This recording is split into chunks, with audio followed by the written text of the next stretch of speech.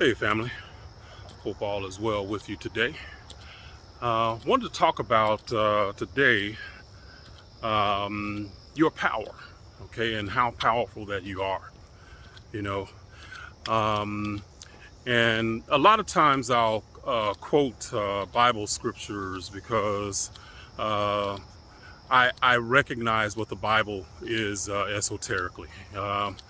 And one of the scriptures that I wanted to talk about was the idea of being made in the image of God, you know, and what that means as far as your power is concerned, because you are literally a god or goddess in training.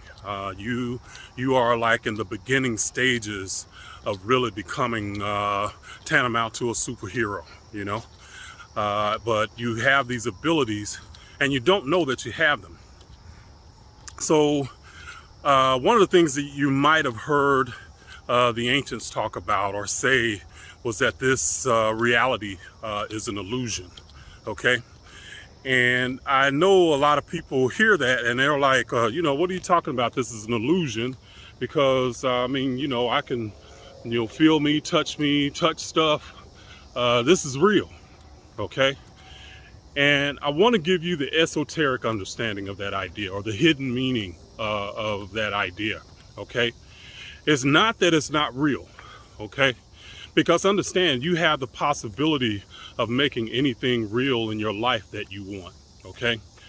That's the key to understanding this esoterically, is that it's not that this reality is not real, okay? It means that you have power over it. Because our belief is that reality just happens to us. But when the ancients said that reality is an illusion, they meant to tell you, or they're expressing to you, that you have power over this reality, okay? So another way to say that is you are not powerless in creating the reality that you desire, all right? So when you're talking about being made in the image of God, you have to consider that the idea has nothing to do with the physical appearance. And that's one of the reasons that Christianity has been so damaging to people of color, is because we have this image, we've been told that God is this physical image that looks nothing like us, okay? And when you have the thought process that the people's image that it looks like has been our oppressor, then it really becomes a conflict within you that you don't even realize. It becomes a conflict for you to pray to what looks like your oppressor, and that oppressor being your savior, okay?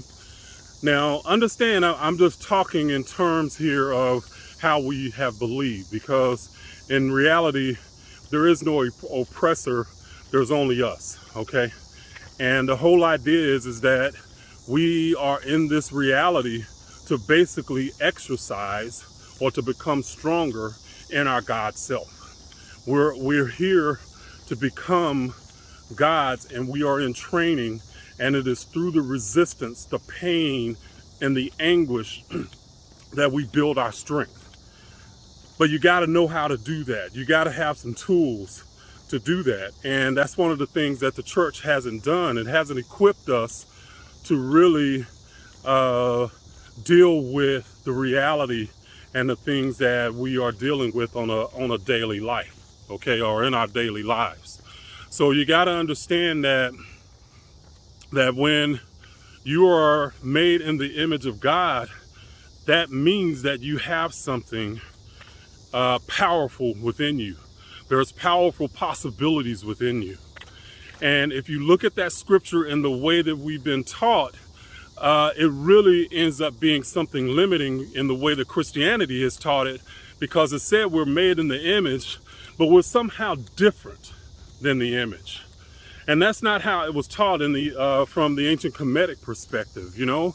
It being the image of God means that we are the same stuff, okay?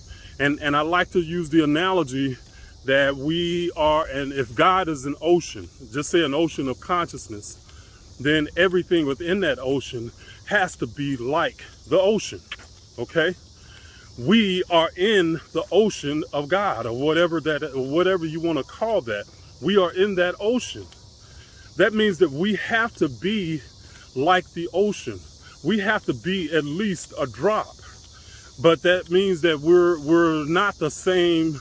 We're the same thing, but we're not the same magnitude yet. That's the only difference. Okay? So when you're thinking about this idea of reality is an illusion, or if you haven't thought about it, I hope that you think about it now, is that being made in the image of God, you have the ability to rework this illusion, because there's multiple possibilities within you. And the other part of that is if there is multiple possibilities, because, and even again, the Bible, in Matthew 6 and 8, I believe it is, the Bible says the Father knows what you need before you ask. And we think of the Father in terms of this big white dude looking on us, waiting to punish us, looking down on us and waiting to punish us. But in reality, it's stating a universal law in a way that we don't state it today. But that universal law is that there's only now, and your point of power comes from the now. So when the Father knows what you need, that means that anything that is possible exists right now, in the now. That means that we we live in a paradoxical state. And when I say a paradox and a paradoxical state, a paradox, the way I define that is to make it a little bit more clear. A paradox is this and that. It's this and that. Okay, it's not this or that. It's everything that is possible. And our lives is in living our lives, everything that is possible. And if you understand the idea of being made in the image of God, image is imagination, okay? So if you can imagine it, it's possible, plain and simple. If you can imagine it, then that means that you are bringing that possibility into your now, okay? That's the paradox, because when you're imagining it or thinking about it, when are you thinking about it? For you, there's only now. You can only think about your past in the now. You can only think about your future in the now. It's right now. Now, you've defined it as something back then or something that might be coming, but in reality, it is only now. And you have the power to start to create something different from this now. Guys, that's when you're thinking about these ideas, or I hope that you're thinking about them, or I hope that I'm helping you to think about them. You have to consider what these ancient ideas were trying to teach and what they were trying to do, because when we think about laws, in our Christian perspective, we think about laws as don't do this, God's laws, or don't do this, don't do that, okay? In the ancient time, God's law did not mean that it is a frame for you to, not get in trouble. God's law meant universal laws. That's conceptually what they were talking about. So let's rise above this old thinking and understand what was really happening, what they were really talking about, and what they were trying to teach. Why do you think they were trying to take this information? Why did Greece, Rome, Persia, all these countries go to Egypt, to Africa, and learn these, and want to learn these ideas and clamor for them? It was because there was something powerful within them. And if you don't recognize that, then you're going to let this pass you by, and you're going to let this life pass you by staying stuck where you are, okay? Don't stay stuck where you are. Don't keep thinking in terms of somebody has power over you or somebody has control over you. That's not what it's about. You are a god or goddess that is trying to learn how to use its powers. You are in training.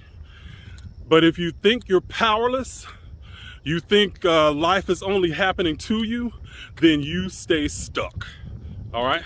Don't stay stuck. You don't have to. You don't have to. You should be living life on your terms. You should create your life, define your life for you, by you, and then have the courage to live the definition. That's what this life is about. Live life on your terms, boldly, authentically, and unapologetically, and without any guilt or shame. You know, that's what it's about. And when you're in training, you gain strength from all of the trials and tribulations that you go through. They're not meant to break you, they're meant to build you.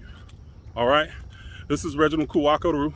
I'm signing out, and y'all have a great day. Okay.